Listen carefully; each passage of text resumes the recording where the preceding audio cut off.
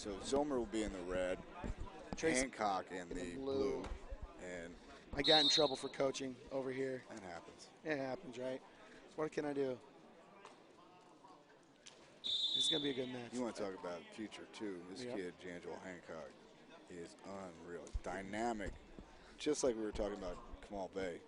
His key to his wrestling is having a great roommate at the OTC. That's all I'm saying. It's really helped him out, having a great roommate. The heavyweight for the Greco-Roman team. Never heard him. No, yeah?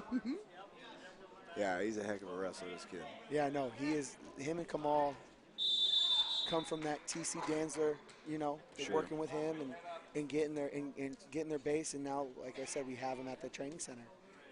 I work with Tracy a lot. He's my little prodigy I have there, and trying to get him to work with his legs. He has big old tree trunks for legs. Yeah, he does. Work with his legs, moving his feet, and he can throw, man. Yeah. He can throw you through I like the his ceiling. parterre game too, man. His reverse lift. Yeah. That's at TC. Yeah, that's right. TC had that reverse lift from death. Yeah. That reverse lift from death.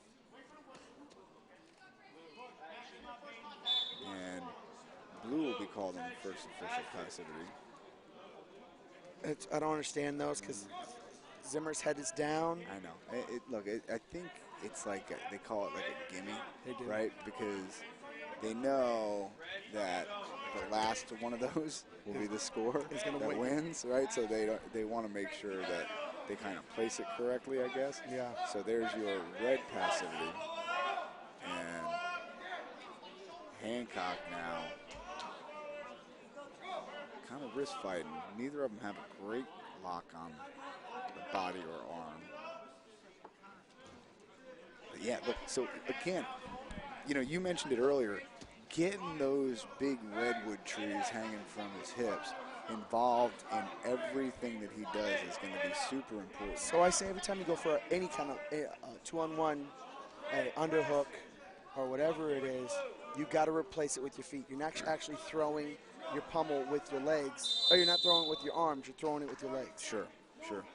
First point on the board now for Hancock on the strength of a passive against Zillmer. So as he comes in, when he throws an underhook, his leg has to come underneath him. Mm-hmm. You got to close that space. You're creating an angle. You're suffocating the guy, and you're draining his energy. Mm-hmm. You're draining his energy.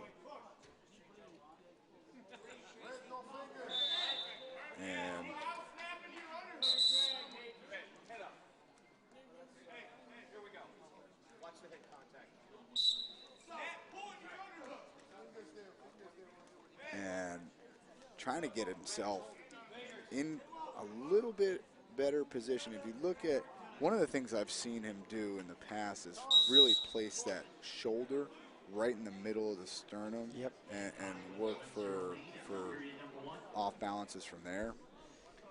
I'm going to cut out and catch his second period over here.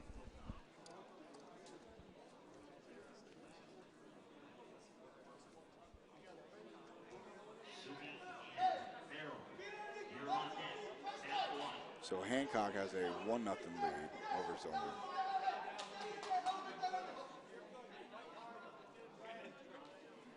Second period coming up at you. 98K, Greco.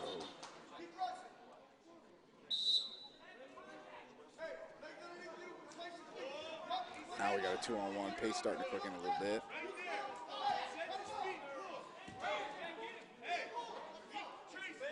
Zillmer is under a lot of pressure now by Hancock.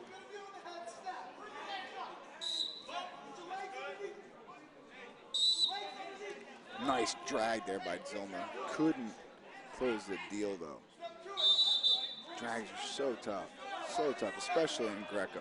Like you see guys like Keith Gavin do it in freestyle, and he has the luxury of being able to drop down to a leg. Well, can't do that so much in Greco. And now Zillmer is really starting to back himself away from the situation. So you'll see another passive warning on Zillmer. And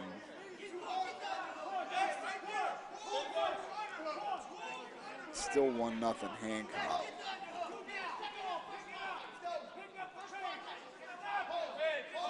now by, nope, 2-on-1 there for Angelo Hancock.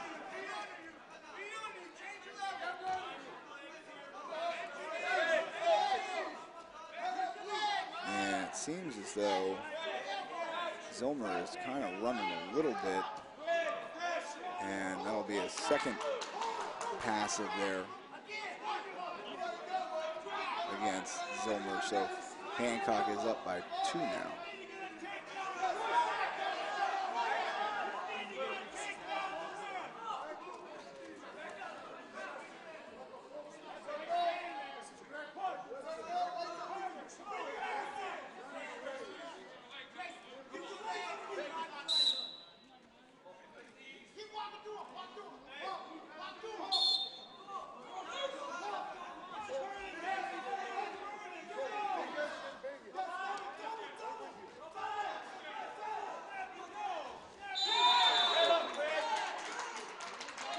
So Coach Ivanoff has given the officials an earful.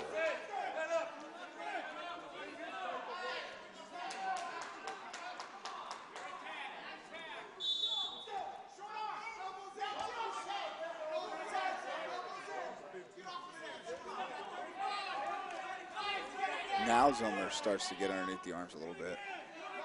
27 seconds left, and passive on blue now. First verbal warning on Angelo Hancock. Nice drag attempt there. Now he's got underneath both arms, switches it to a single underhook. 10 seconds left. A smart wrestling there by Hancock. Short time on the clock, and that should do it.